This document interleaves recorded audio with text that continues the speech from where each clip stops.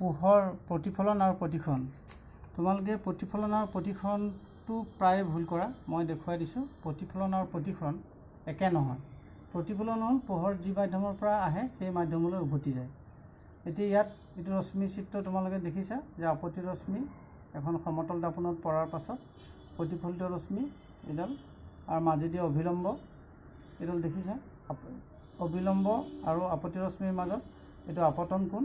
আৰু এইটো প্ৰতিফলন কোণ এতিয়া আপতন কোণ আৰু প্ৰতিফলন কোণ সদায় সমান হয় অৰ্থাৎ OAB সমান BAC OAB সমান BAC আৰু আপতী ৰশ্মি প্ৰতিফলিত ৰশ্মি অভিলম্ব একে সমতলত থাকে দেখিছে নহয় এইটো একে সমতলত থাকে তেনেকৈ প্ৰতিসৰণ পোহৰ এটা মাধ্যমৰ পৰা আন এটা মাধ্যমত প্ৰৱেশ কৰে যেনে বায়ু মাধ্যমৰ পৰা কাচ মাধ্যমলৈ প্ৰৱেশ কৰিলে এতিয়া এই বায়ু মাধ্যমৰ পৰা আপতিত ৰশ্মি আহি প্ৰতিফলিত ৰশ্মি এডাল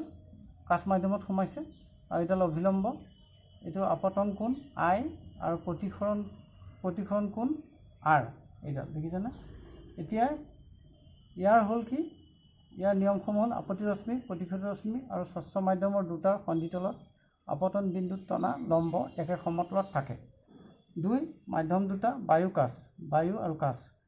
কোনো ৰঙৰ পোহৰৰ বাবে আপতন কোণৰ সাইন আৰু প্ৰতিসৰণ কোণৰ সাইনৰ অনুপাত এটা ধ্ৰুৱক সাইন I বাই